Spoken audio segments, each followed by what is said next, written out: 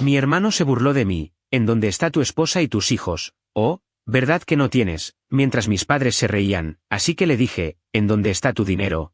Oh, ¿verdad que yo te mantengo? Hasta hoy. Mi nombre es Adrián, y esta es la historia de cómo llegué a un punto en mi vida en el que decidí que ya no iba a tolerar más las burlas, el desprecio y la envidia de mi propia familia. No siempre fui el hombre que soy hoy, alguien con una casa grande, un auto deportivo y una estabilidad económica que me permite dormir tranquilo. Todo lo que tengo me costó años de esfuerzo, sacrificio y una disciplina que a veces me hacía sentir como si estuviera corriendo una carrera contra mí mismo. Desde que era niño, supe que quería algo más de la vida. Crecí en una familia de clase media-baja, en un barrio modesto donde todos parecían conformarse con lo que tenían.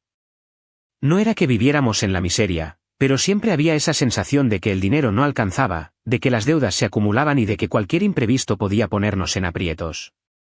Mi papá, José, trabajaba como mecánico en un taller, y mi mamá, Rosa, era ama de casa, aunque a veces vendía pasteles o ropa para ayudar con los gastos. Éramos una familia unida, o al menos eso parecía en la superficie, pero siempre hubo una diferencia marcada entre mi hermano Esteban y yo. Yo era el mayor, 3 años mayor que Esteban, para ser exactos. Desde pequeños, nuestras personalidades chocaban. Yo era el serio, el que siempre estaba pensando en el futuro, el que hacía planes y se preocupaba por todo. Esteban, por otro lado, era el alma de la fiesta. Carismático, extrovertido, siempre con una sonrisa que hacía que todos lo quisieran. A los ojos de mis padres, él era el hijo perfecto, el que siempre tenía una novia nueva, el que llenaba la casa de risas y anécdotas. Yo, en cambio, era el callado, el que prefería quedarse leyendo o trabajando en algún proyecto en lugar de salir a divertirme. Cuando cumplí 18 años, tomé una decisión que cambiaría mi vida. Quería tener una casa grande, un auto deportivo y una vida sin preocupaciones económicas. No sé exactamente de dónde salió ese sueño, tal vez de ver tantas películas donde la gente vivía en mansiones lujosas, o quizás porque siempre sentí que mi familia merecía algo mejor. Pero para lograrlo, sabía que necesitaba trabajar duro y ser disciplinado. Así que, mientras mis amigos salían a fiestas y Esteban se gastaba cada peso que ganaba en ropa, tragos y salidas con sus amigos, yo me puse a trabajar. Con el tiempo, nuestras vidas tomaron caminos muy distintos. Cuando cumplí 25 años, conseguí un trabajo en una empresa de construcción. No era un puesto glamoroso, pero pagaba bien y me dio la oportunidad de aprender. Me esforcé tanto que en un par de años me ascendieron a gerente de proyectos. Mi sueldo creció, y con él, mi cuenta de ahorros. Esteban, en cambio, seguía igual. A los 27 años, ya tenía una esposa, Laura, y un hijo pequeño, Matías. Mis padres estaban encantados.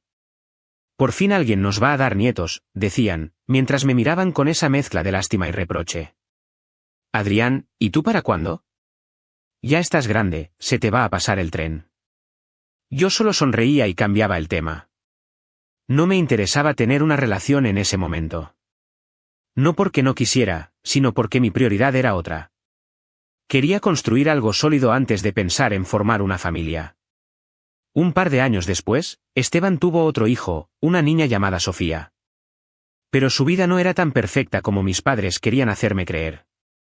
Esteban seguía gastando todo lo que ganaba, y ahora, con una esposa y 2 hijos, las deudas empezaron a acumularse. Laura trabajaba como recepcionista, pero su sueldo apenas alcanzaba para los gastos básicos. Esteban, fiel a su estilo, no cambiaba. Seguía saliendo con sus amigos, comprando cosas que no necesitaba, viviendo como si el dinero nunca se fuera a acabar. Fue entonces cuando mis padres me llamaron un día. Adrián, tienes que ayudar a tu hermano, me dijo mi mamá por teléfono, con un tono que no admitía discusión. Es tu familia, y la familia se ayuda. Esteban está pasando por un mal momento, no pueden pagar el alquiler, y los niños necesitan cosas. Tú tienes dinero, ¿no? Hazlo por ellos. No me sorprendí. Sabía que ese momento llegaría tarde o temprano.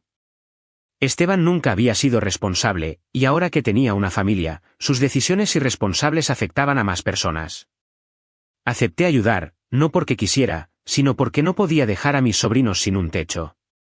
Alquilé un departamento bonito para Esteban, Laura y los niños, y me hice cargo de las cuentas, el alquiler, los servicios, incluso la comida. Para mí, ese gasto no era gran cosa. Mi sueldo era bueno, y mis ahorros seguían creciendo. Pero lo que no esperaba era que Esteban empezaría a depender completamente de mí. Al principio, parecía agradecido. Gracias, hermano, no sé qué haríamos sin ti, me decía. Pero con el tiempo, su actitud cambió.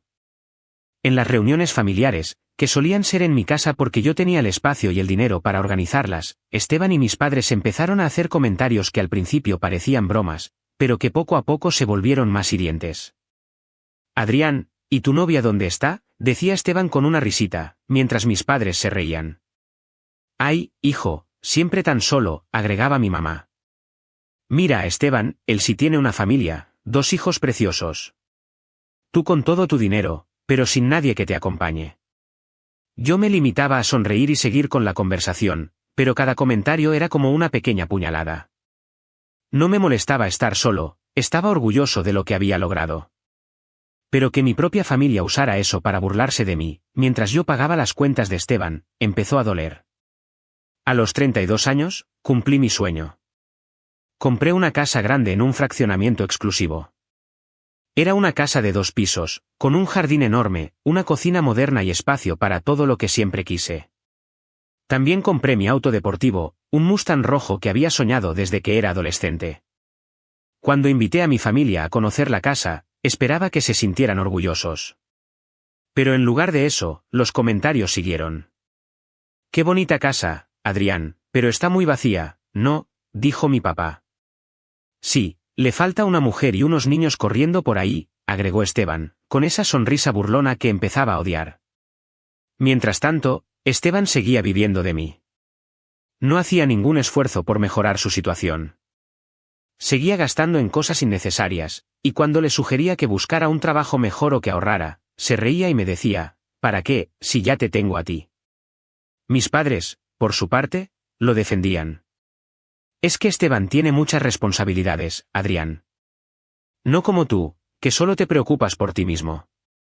El resentimiento empezó a crecer en mí, pero lo ignoraba.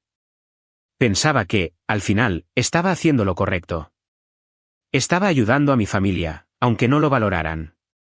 Pero todo cambió esa Navidad, en una noche que nunca olvidaré. La idea de hacer una gran reunión navideña en mi casa fue algo que planeé con meses de anticipación. Quería que fuera especial, no solo para mí, sino para toda la familia. Invité a todos, mis abuelos, tíos, primos, sobrinos, todos los que formaban parte de nuestro círculo cercano. Quería que fuera una noche para recordar, una donde pudiéramos estar juntos, reír, compartir y olvidarnos de las tensiones. Gasté una fortuna en la cena, en decoraciones, en regalos para todos. No escatimé en nada. Quería que todos se sintieran bienvenidos y felices en mi casa. El día de Navidad, la casa estaba llena de vida.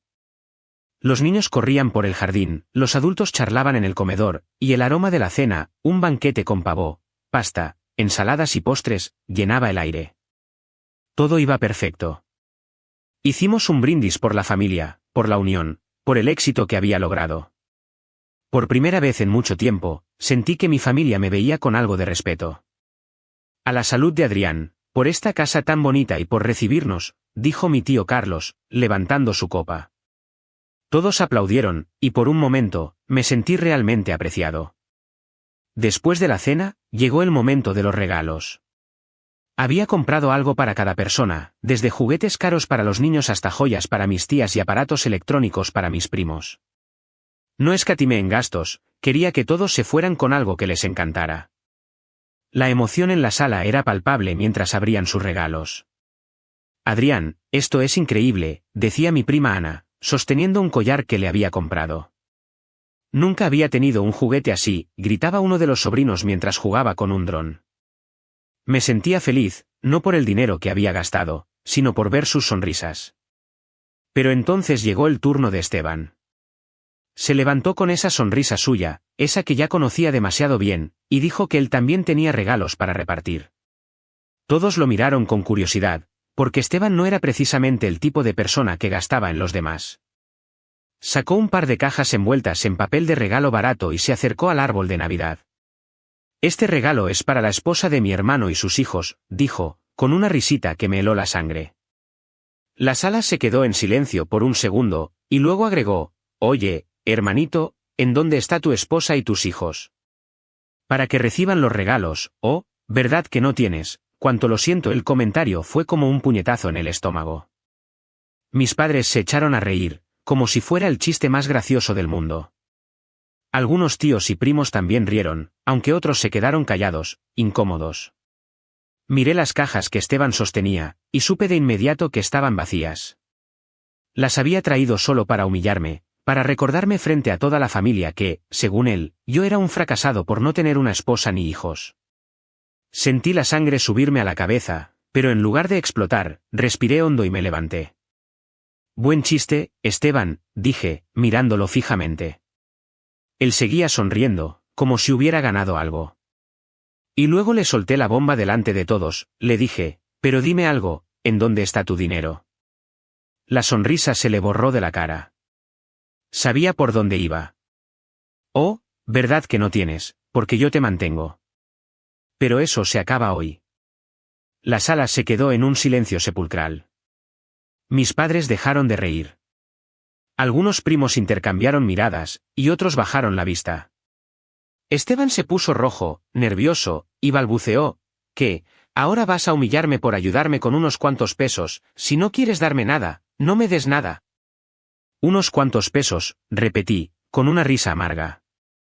Llevo años pagando tu alquiler, tus servicios, la comida de tus hijos. Años, Esteban. Y todo lo que haces es burlarte de mí, como si yo fuera menos que tú porque no tengo una familia, ¿sabes qué? Me cansé. A partir de hoy, búscate un trabajo, porque no voy a seguir siendo tu banco. Mis padres se levantaron de inmediato. Adrián, ¿cómo te atreves?, gritó mi mamá. Es tu hermano, es tu familia. No puedes dejarlo en la calle, tiene hijos, ¿no te importa? Mi papá añadió, siempre has sido egoísta, Adrián. Esteban tiene responsabilidades, tú no. ¿Cómo puedes ser tan cruel? Cruel, respondí, alzando la voz. Cruel es que yo haya trabajado toda mi vida para construir algo, mientras Esteban se gastaba todo en fiestas, cruel es que yo pague sus cuentas mientras él y ustedes se ríen de mí en mi propia casa, ¿eso es ser cruel? No, lo cruel es que nunca me han valorado, que siempre han puesto a Esteban por encima de mí, aunque no haya hecho nada para merecerlo, se acabó. Si no quieren estar aquí, la puerta está abierta. Esteban intentó hablar, pero su voz temblaba. No puedes hacerme esto, Adrián. Sabes que no tengo a dónde ir. Mis hijos, Laura, ¿qué van a hacer? Pero yo ya no podía más. Eso debiste pensarlo antes de burlarte de mí frente a toda la familia. Lárgate de mi casa, Esteban. Y ustedes también, dije, mirando a mis padres. Si tanto quieren a Esteban, ayúdenlo ustedes. La discusión siguió por unos minutos, con Esteban gritando que no era justo, que yo no entendía lo que era tener una familia, y mis padres tratando de defenderlo. Pero yo estaba firme. Por primera vez en mi vida, me sentía libre de decir lo que realmente pensaba. Finalmente, ellos se fueron, dejando un silencio incómodo en la sala. Pero para mi sorpresa, el resto de la familia se quedó. Mi tío Carlos se acercó y me puso una mano en el hombro. Hiciste bien, Adrián. Nadie debería tratarte así, mucho menos tu hermano. Esa noche, continuamos la fiesta. Los niños siguieron jugando, los adultos charlando, y yo, por primera vez en mucho tiempo, me sentí en paz. Había puesto un límite, y aunque dolía, sabía que era lo correcto. La mañana después de la Navidad en la que eché a Esteban y a mis padres de mi casa, me desperté con una sensación extraña. Era una mezcla de alivio y culpa, como si hubiera cruzado una línea de la que no había vuelta atrás. La casa estaba en silencio, salvo por el sonido del viento que entraba por las ventanas abiertas. Los restos de la fiesta seguían esparcidos, platos sucios en la cocina, papel de regalo arrugado en el suelo, el árbol de Navidad todavía encendido con sus luces parpadeantes. Pero aunque todo parecía igual, algo dentro de mí había cambiado. Por primera vez en años, sentía que había defendido mi dignidad. Me senté en el comedor con una taza de café, mirando mi teléfono.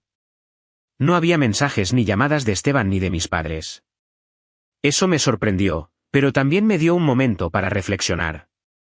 Durante años, había cargado con el peso de mantener a mi hermano, de soportar sus burlas, de escuchar a mis padres decirme que yo era el egoísta, el que no entendía lo que era tener una familia. Pero esa noche, al poner un límite, sentí que me había quitado una cadena invisible que me ataba a sus expectativas. Sin embargo, sabía que esto no iba a terminar tan fácilmente. Esteban dependía de mí, y mis padres siempre lo habían defendido. La tormenta apenas comenzaba.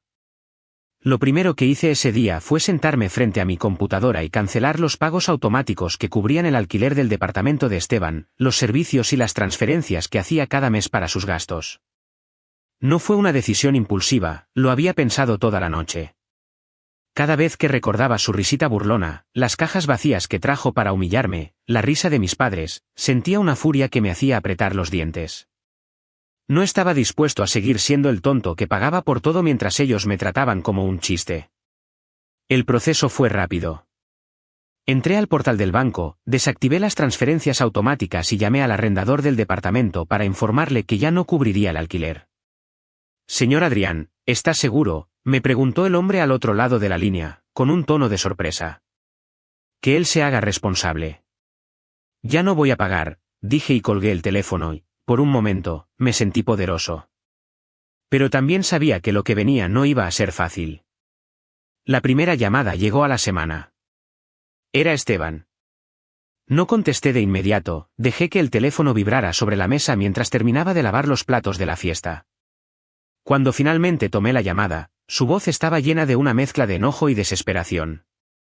«¿Qué te pasa, Adrián? ¿De verdad cancelaste los pagos? Me llegó un correo del arrendador diciendo que ya no te harás cargo del alquiler. ¿Qué voy a hacer con mi familia? Tengo 2 hijos, hombre». Respiré hondo antes de responder. «Esteban, te lo dije la noche de Navidad. Se acabó. Llevo años manteniéndote, pagando tu renta, tus cuentas, todo. ¿Y tú, qué haces? Te burlas de mí, me humillas frente a todos, ¿crees que soy un banco? Búscate un trabajo y resuelve tus problemas». «No es tan fácil», gritó. «No todos tenemos un trabajo de oficina como tú, con tu sueldo gordo y tu casa bonita. Yo tengo una familia, responsabilidades, no puedes hacerme esto». «Responsabilidades», respondí, sintiendo que la rabia volvía a encenderse. «¿Llamas responsabilidades a gastarte todo en fiestas y en cosas que no necesitas, a no ahorrar un solo peso en toda tu vida? Yo no te metí en este problema, Esteban. Tú solito te lo buscaste. Y no te preocupes, no te estoy dejando en la calle de un día para otro. Tienes unos días para resolverlo, el tiempo que te da el arrendador antes de que te echen». «Eres un egoísta», me gritó. «Siempre has sido así, pensando solo en ti, en tu dinero. En tu maldita casa no sabes lo que es tener una familia, crees que porque tienes dinero eres mejor que yo, no tienes nada, Adrián, estás solo, y siempre vas a estarlo». Sus palabras dolieron, no voy a negarlo. Pero ya no me afectaban como antes. «Si estar solo significa no tener que lidiar con alguien como tú, entonces estoy feliz de estarlo», le dije. «No me llames más, Esteban. Resuelve tu vida». Colgué el teléfono y bloqueé su número. Mi corazón latía rápido, pero no de arrepentimiento, sino de una extraña sensación de libertad. Esa misma noche, recibí una llamada de mi mamá. Sabía que iba a pasar. Mis padres siempre habían defendido a Esteban, sin importar lo que hiciera. Cuando contesté, su voz estaba temblorosa, como si estuviera a punto de llorar. «Adrián, ¿cómo pudiste hacerle esto a tu hermano? Es tu familia, ¿de verdad vas a dejar que lo echen del departamento? Tiene 2 hijos pequeños, ¿no te da vergüenza?» «Vergüenza», respondí, tratando de mantener la calma. «Mamá, llevo años pagando por él». «¿Años alguna vez me han agradecido?» «No, lo único que hacen es reírse de mí, decirme que estoy solo, que soy un fracasado porque no tengo esposa ni hijos y ¿sabes qué? Estoy cansado. No voy a seguir manteniendo a alguien que no me respeta». «Pero es tu hermano», insistió ella. «La familia se ayuda, Adrián. Nosotros te criamos para que fueras generoso, no para que le dieras la espalda a los tuyos. ¿Qué van a hacer Matías y Sofía? ¿Quieres que terminen en la calle? No, mamá, no quiero que terminen en la calle, dije, con la voz firme. Pero tampoco es mi responsabilidad. Esteban es un hombre adulto, tiene 29 años. Que consiga un trabajo, que sea responsable por una vez en su vida. Y ustedes, en lugar de defenderlo, deberían decirle que madure. Siempre lo han puesto por encima de mí, aunque no haya hecho nada para merecerlo. Hubo un silencio al otro lado de la línea. Luego, mi papá tomó el teléfono. Eres un desagradecido, Adrián, dijo, con ese tono autoritario que usaba cuando quería ponerme en mi lugar. Nosotros te dimos todo, y ahora te crees superior porque tienes dinero. Si no quieres ayudar a tu hermano, allá tú, pero no esperes que te tratemos como familia después de esto. Esas palabras me golpearon fuerte. No porque me sorprendieran, sino porque confirmaban algo que siempre había sospechado. Para mis padres, Esteban siempre sería el favorito, sin importar lo que yo hiciera. Si eso es lo que piensan, entonces no hay nada más que hablar, dije. No voy a seguir siendo el tonto que paga por todos mientras me tratan como basura. Colgué, y por primera vez, bloqueé también sus números. Los días siguientes fueron un torbellino de emociones. Por un lado, me sentía liberado.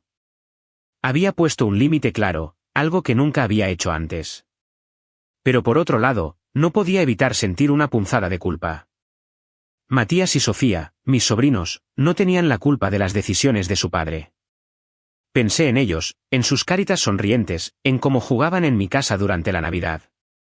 Pero también sabía que no podía seguir cargando con la irresponsabilidad de Esteban. Si lo hacía, nunca cambiaría. Un mes después, supe por un primo que Esteban y su familia habían sido desalojados del departamento. No tenían dónde ir, así que los niños, Matías y Sofía, se fueron a vivir con mis padres. Esteban y Laura se mudaron a una habitación alquilada en una zona humilde de la ciudad. Esteban finalmente encontró un trabajo como repartidor, pero el sueldo apenas alcanzaba para cubrir sus gastos básicos. Laura también estaba buscando trabajo, pero las cosas no eran fáciles para ellos. Cuando me enteré, no sentí alegría, pero sí una especie de justicia. Esteban había tenido años para cambiar, para asumir la responsabilidad de su vida, pero prefirió vivir del dinero que yo le daba mientras se burlaba de mí. Ahora, por primera vez, estaba enfrentando las consecuencias de sus decisiones. Los días siguientes fueron tranquilos. Volví a mi rutina, mi trabajo, mi casa, mi auto. Empecé a salir más con mis primos y tíos, los que se habían quedado en la fiesta de Navidad, los que me habían apoyado. Me di cuenta de que no estaba tan solo como todos decían. Tenía una familia, pero no era la que me había tocado por sangre, sino la que había elegido por respeto y cariño mutuo. Y así, poco a poco, empecé a construir una nueva vida. Una donde mi valor no dependía de lo que otros pensaran de mí, sino de lo que yo sabía que valía. Y hoy, no tengo la certeza si tendré una familia, pero estoy feliz de haber cumplido mis sueños con trabajo duro, y solo por eso, me siento libre. Suscríbete para más historias diarias.